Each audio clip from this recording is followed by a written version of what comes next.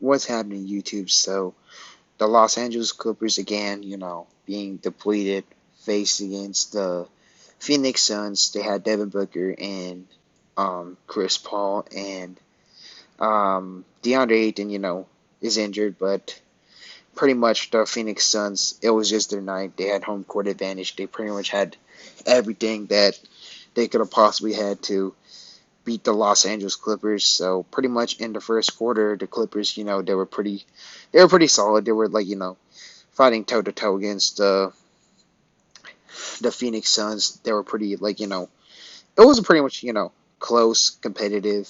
Clippers had some leads, and the Suns just had a little upper hand. But then the second half, that's when the Phoenix Suns they gained all the momentum, and the Clippers, like they were pretty stagnant on the offensive end. Then the second half, third quarter, that's when the Clippers showed some fight. Even the fourth quarter, the Clippers showed some fight, but then the Suns they just had all the firepower they had. Like they had all the resources, they had everybody. They had shout out Jalen Smith. He was pretty darn good for being a big man. Just getting all the nice dunks, all the nice post moves, doing everything. He just had all the momentum on the side, and there was no containing Jalen Smith and Cameron Johnson. He was a walking bucket, making all the shots, and he also plays spectacular defense. Devin Booker, he had off night, but pretty much the whole team basically like covered for him. Chris Paul was diming his tail off. He got that triple double, like he got the actual triple double, like not the stat pad triple double. He got the actual triple double that that helped the Phoenix Suns to win. But it would be so nice if Chris Paul could just somehow sign with the Clippers for free agency. But but that'll be pretty long. That'll be like a long shot. But anyways, now let's talk about my beautiful Clippers. Marcus Morris. Shout out to Marcus Morris. He pretty much carried the Clippers big time. Dropped 26 points, making all types of shots, making threes, making mid range, making all shots like you can imagine that would help the Clippers be in the game. Like making all the post fadeaways, just pretty much being a really, really good player. And one thing about Marcus Morris is that if he's fully healthy, he's pretty darn good. And this shows that Marcus Morris could be the guy because look how good he's been playing lately. He's been playing pretty darn good. But so, but yeah, pretty much I'm gonna talk about other players. But shout out to Marcus Morris. He's special for at least for this game.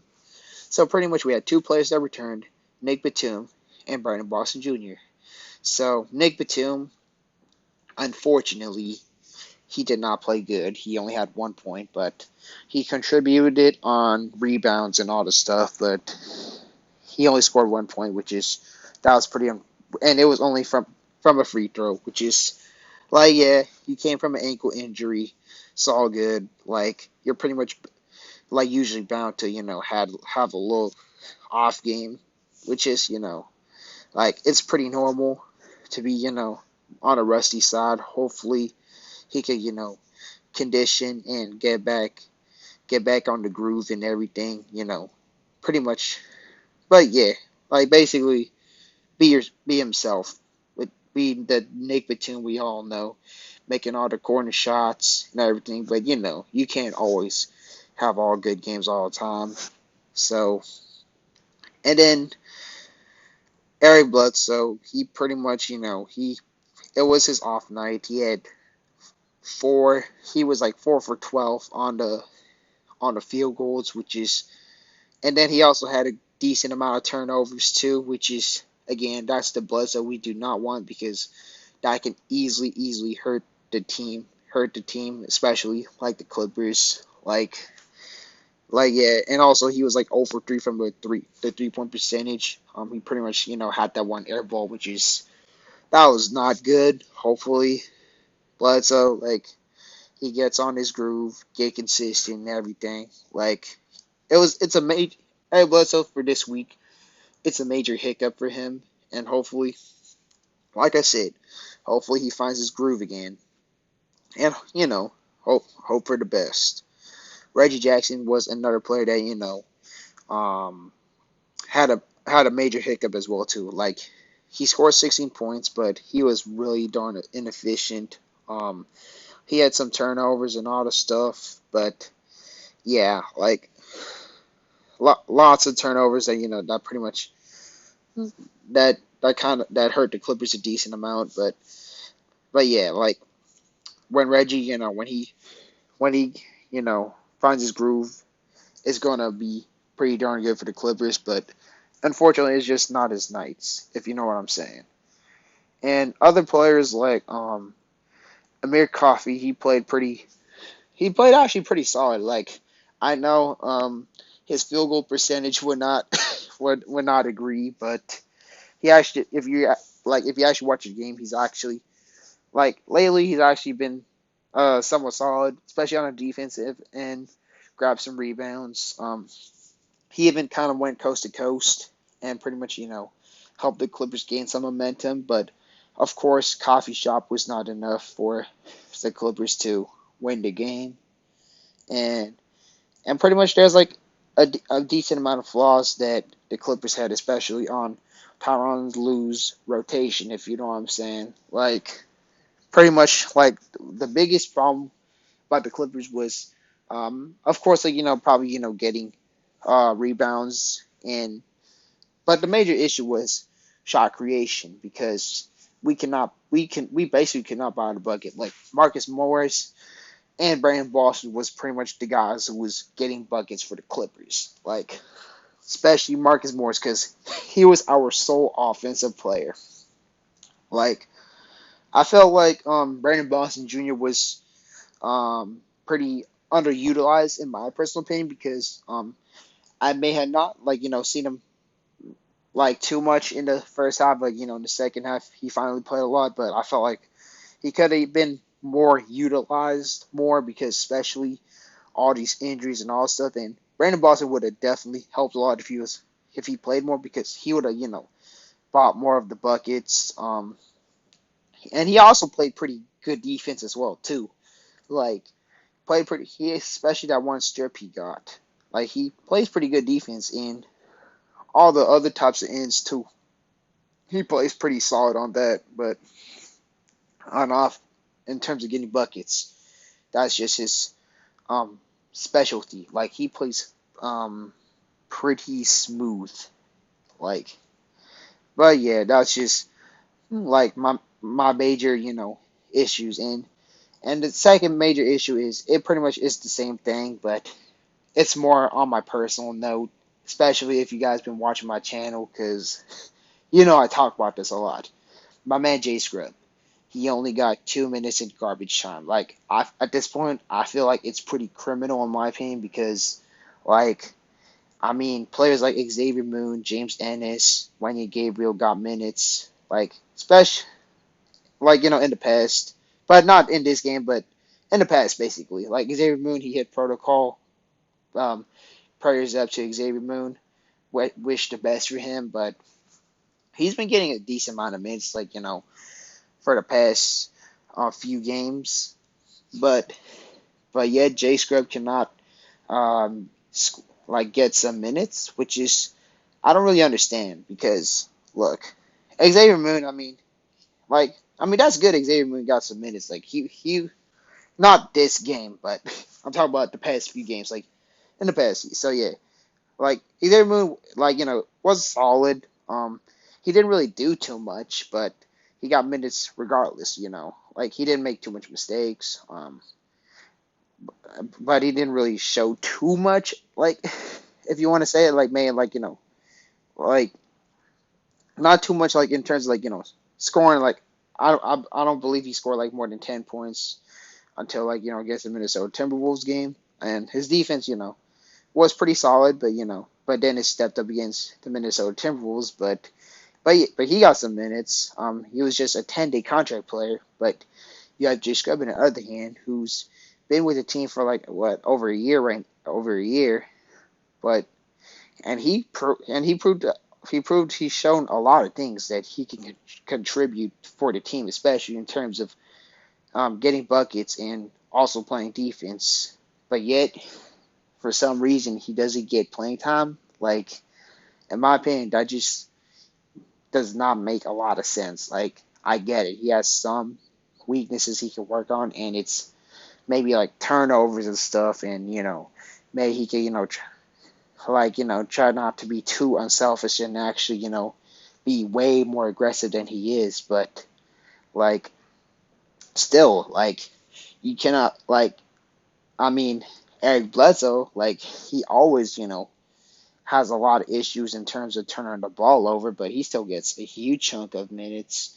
Reggie Jackson had a somewhat of an off night, but I mean, I understand, of course, playing Reggie Jackson because you never know when he gets hot and cold. But again, that's just an example. But like, I don't understand that.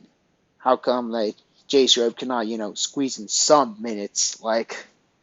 Because I know if Jay Scrub got some minutes, I'm sure we would have probably um, won the game or at least had a really close game. Because from my perspective, from what I know that J Script can do is he definitely can, get some buckets. Like, and also, it's not like he plays bad defense either. Like, he's solid on defense, and sometimes he may, have some bad moments, I guess. But other than that, I don't see what could be the issue if you just give J Script some minutes because, like, giving J Script just really small sample size, like, it's not like it's just you're not gonna give him enough tools to prove that he's gonna get in rotation. Like, you gotta give him like actual significant minute because he has shown that. Like, when he actually plays like some garbage time against the Minnesota Timberwolves, he dropped like what, or 9 points in 9 minutes and then 7 points in 8 minutes. And of course, I believe like Jay Scribb already proved that he already could he can get that he should be getting some minutes ever since when he played against the Houston Rockets last year, like in the last 2 games. Like, Jay Scribb already proved that he should get some minutes because especially moments like this when we can really buy a bucket and Jay Scribb would definitely help a lot. I mean, a lot. And yeah, that's just like my personal opinion because like one time like Ty Lue just had a lineup of Winslow, Coffee, and Batum, which is that's not like my type of flavor because those three they play pretty darn alike, and yet you definitely lose a lot of shot creation if you just have a lineup of them. Like, they're all pretty good players respectively, but again, like, I just don't really like I don't know how to phrase it, but just to be simple, I just don't really understand on how Jay Scrub is not getting, at least some playing time because Luke Kennard is out too. Let's not forget. And I thought, Luke Kennard being out is going to definitely just free up just some minutes for Jay Scrub, but Ty Lue's just finding a way not to play Jay Scrub. And it's, I'm not going to lie because it is, I am on the annoyed side because, it's not like Jay Scrub is a bad player. Like, he he has everything in his bag that he's a pretty good player. Because I know if Jay Scrub, if he gets traded to if our GM goes dummy mode, if they go like dumbass mode, and if he gets traded to another team, I just know that Jay Scrub is just he's gonna be big and he's gonna have an immediate breakout season. And it's gonna be like a bad look for the Clippers. So like I believe that just give Jay Scrub some minutes.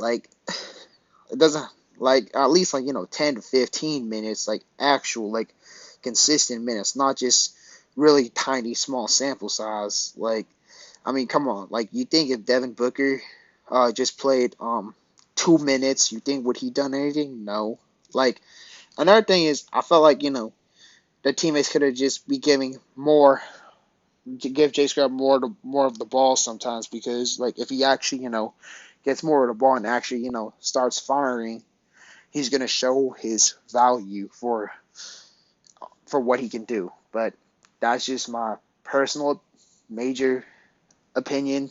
And other things that could be also worked on is for the Clippers, maybe like rebounding sometimes. Rebounding could definitely be worked on. Um, but yeah, I think the issue of this game was just the Clippers couldn't really get too much shot creation. Like a lot of our players played. You know, it was just an off game. But hopefully, the, it's a 2 game losing streak we have. We have 8 seed. Um, we need to try to find a way to climb up, and hopefully we find a way to climb up. And yeah, pretty much that's just my personal opinion. So let me know what you guys think about this game, this loss. On a side note, I was just screwing around. I just shot a ball. I just said J Script was going to drop 70 points, and the ball swished. So I guess ball lies. But yeah, that's just me being goofy right now. But again, just let me know what you think about this game. Be sure to leave a like, comment, especially comment your opinions or dislike if you disagree with this video. And as y'all know, go Clippers. Go Clippers.